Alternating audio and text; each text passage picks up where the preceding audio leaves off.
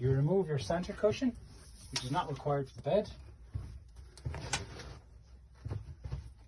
Open the latch, slide this forward, turn your cushions, reverse them, all four.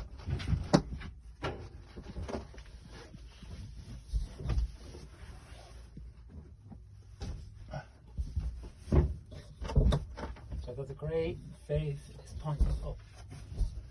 Tighten to one side, and there's additional fillers located at the top storage.